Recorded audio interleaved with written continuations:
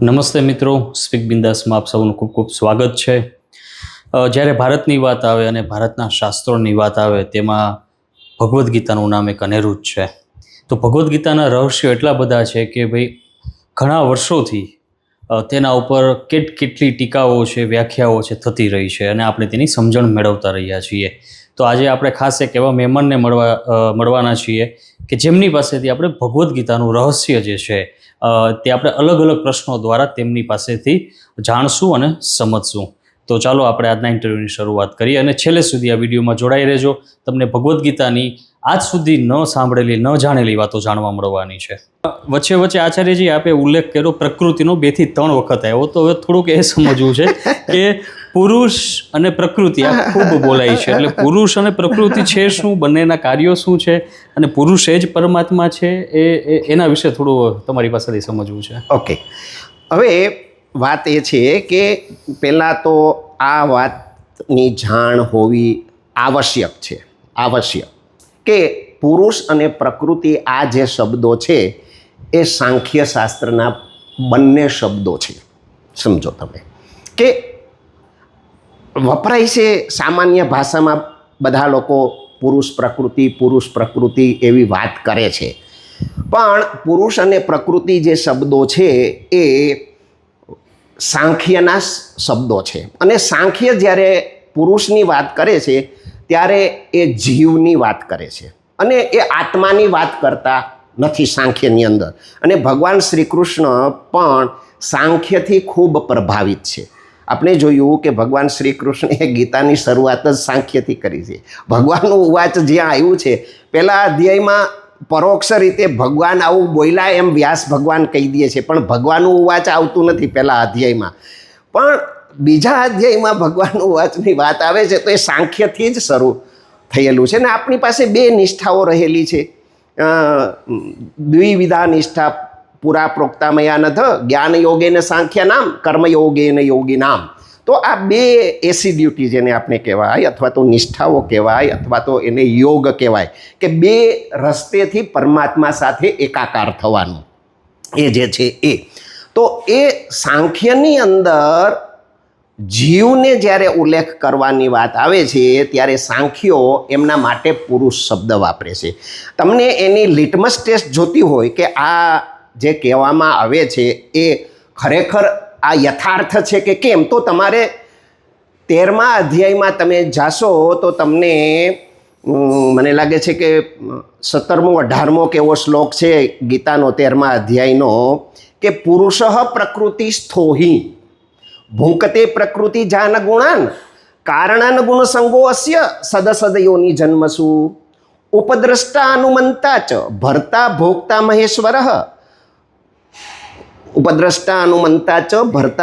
મહેશ્વર પરમાત્મેતિ ચાપ્યુક્તો દેહે અસ્મિન પુરુષ પરહ.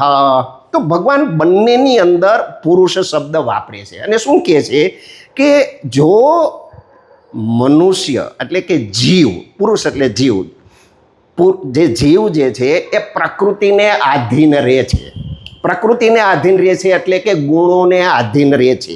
ગુણોને આધીન રહે છે એટલે કે એને ક્રિયામાં જોતરવામાં આવે છે ત્યારે સુખ દુઃખ અથવા મોહનો ભાવ બનાવી લે છે. તો એને કહેવાય છે પુરુષ પ્રકૃતિસ્થો. પ્રકૃતિસ્થ એટલે એને આધીન થયેલો. તો શું કહેતો એમ કહે છે કે તો એને જીવન મૃત્યુનું ચક્ર ચાલુ રહે છે.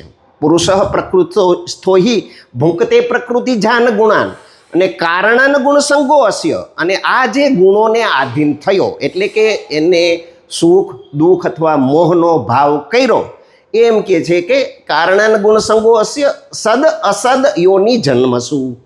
એ સારી નરસી એટલે કે ટૂંકમાં કહેવાનું છે કે જન્મ મૃત્યુના ચક્રને આધીન થાય છે. અને બીજામાં એના પછીના શ્લોકમાં છે કે પુરુષ પરહ.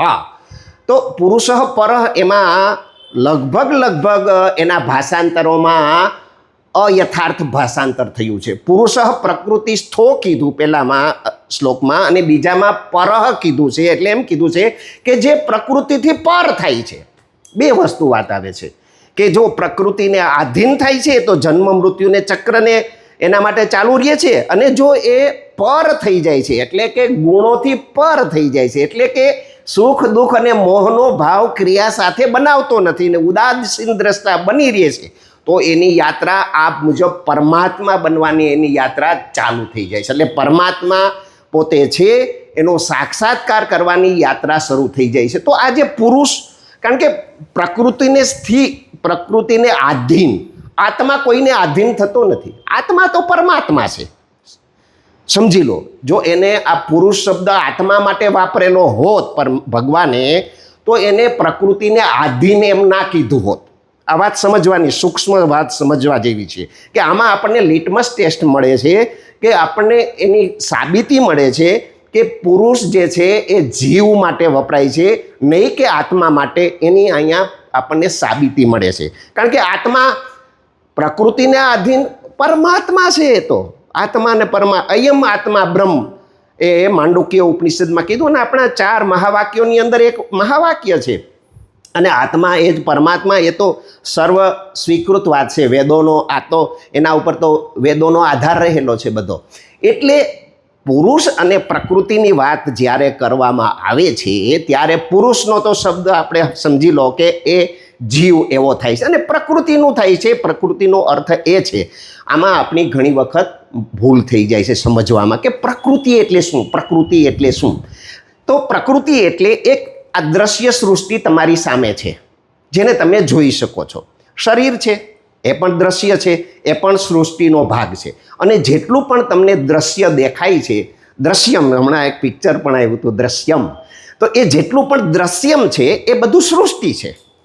એ દ્રશ્ય સૃષ્ટિનો એક અદ્રશ્ય સ્વભાવ છે, સમજી લો. દ્રશ્ય જે સૃષ્ટિ છે એ દ્રશ્ય સૃષ્ટિનો એક અદ્રશ્ય સ્વભાવ છે. તો આ દ્રશ્ય સૃષ્ટિનો જે અદ્રશ્ય સ્વભાવ છે એ પ્રકૃતિ છે. હવે અદ્રશ્ય સ્વભાવ એટલે શું? અદ્રશ્ય સ્વભાવ એટલે, દાખલા તરીકે કે તમારી પાસે એક નેપકિન છે, ટુવાલ છે. તમે ટુવાલ નાહીને તમે ટુવાલનો ઉપયોગ કરો છો. ટુવાલ તમને દેખાય છે કે આ ટુવાલ છે, પણ એનો કોઈ ઉપયોગ નથી, સમજી લો તમે. જે દ્રશ્ય વસ્તુઓ છે એ નામ અને રૂપની બનેલી છે, એ જગત અંશોની બનેલી છે. અને જે અદ્રશ્ય રહેલું છે, જે એનો સ્વભાવ છે, એ સતચિત આનંદનું બનેલું છે. એને અસ્થિ ભાતિ પ્રિય કહેવામાં આવે છે. એનું બનેલું છે, એનો જ ઉપયોગ છે. તમે ટુવાલનો કોઈ ઉપયોગ જ નથી, તમે સમજો.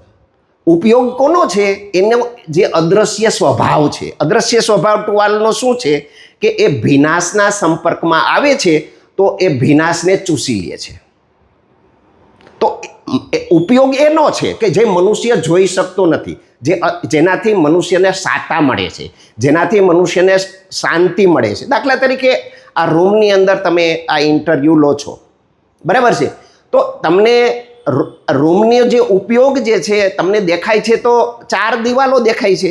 આ રૂમની અંદર તમને દેખાય છે તો એ દિવાલો દેખાય છે. દિવાલોનો કોઈ ઉપયોગ નથી. વચ્ચે જે સ્પેસ છે એ સ્પેસમાં આપણે બેસી શક્યા છીએ, એ સ્પેસનો ઉપયોગ છે.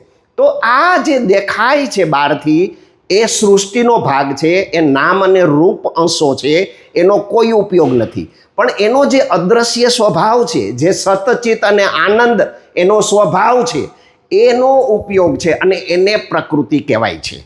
દાખલા તરીકે લીંબુ છે, તો લીંબુ તો તમને દેખાય છે, એનો ઉપયોગ નથી. ઉપયોગ શેનો છે? એનો એક સ્વભાવ છે ખટાશનો.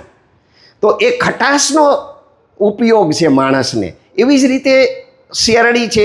તો આમાંથી આપણે શીખવાનું શું? કે ભાઈ પુરુષ ને પ્રકૃતિ તો તમે સમજી ગયા કે જે જીવ જે છે એ પુરુષ, એના માટે પુરુષ શબ્દ વાપરો, અને પ્રકૃતિ છે. તો બીજું એ જોવા, આમાં શીખવાનું એ છે કે દરેકનો એક સ્વભાવ છે. લીંબુ છે તો એનો સ્વભાવ છે ખાટું, શેરડી છે તો એનો સ્વભાવ છે મીઠાશ, કારેલું છે તો એનો સ્વભાવ છે કડવું, મરચું છે તો એનો સ્વભાવ છે તીખાશ. હવે એ બધાનો જે સ્વભાવ છે એ જાગતિક જરૂરિયાતને ધ્યાનમાં રાખીને એ સ્વભાવો બનાવવામાં આવ્યા છે. અલગ અલગ જણસના અલગ અલગ સ્વભાવો જરૂરિયાત છે એટલા માટે બનાવવામાં આવ્યા છે. તો એ અધ્યાત્મમાં ઉપયોગી ક્યાં છે?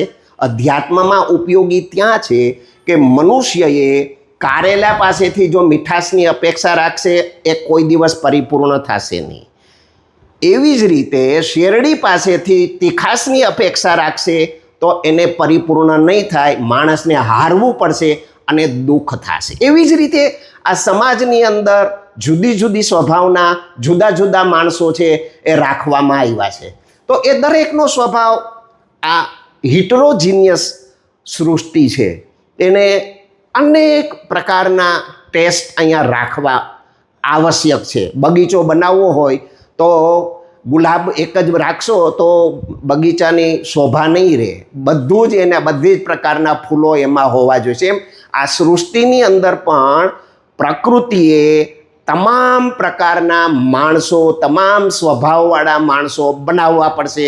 તમે એકની પાસેથી બીજા સ્વભાવની અપેક્ષા રાખશો તો તમારે નારાજ થવું પડશે, દુઃખી થવું પડશે. પણ તમે એને સમજશો કે આ માની જરૂરિયાત છે અને એટલા માટે માએ કારેલાને કડવાશ, શેરડીને મીઠાશ, મરચાંને તીખાશ અને લીંબુને ખટાશ આપી છે. આ તમે જો તમામ જે ઘટકો છે સૃષ્ટિના એ ઘટકોની સાથે જો તમે આ વાતને ધ્યાનમાં રાખીને તમે એની પાસેથી અપેક્ષા રાખશો તો આ સૃષ્ટિને છોડીને બીજું કોઈ સ્વર્ગ રહેશે નહીં તમારા માટે. માણસની સમસ્યા એ છે કે એને જે સ્વભાવ છે એનાથી એ સંતુષ્ટ થઈ જતો નથી. તો એનાથી સંતુષ્ટ થઈ જાઓ એવો પ્રકૃતિનો મેસેજ છે.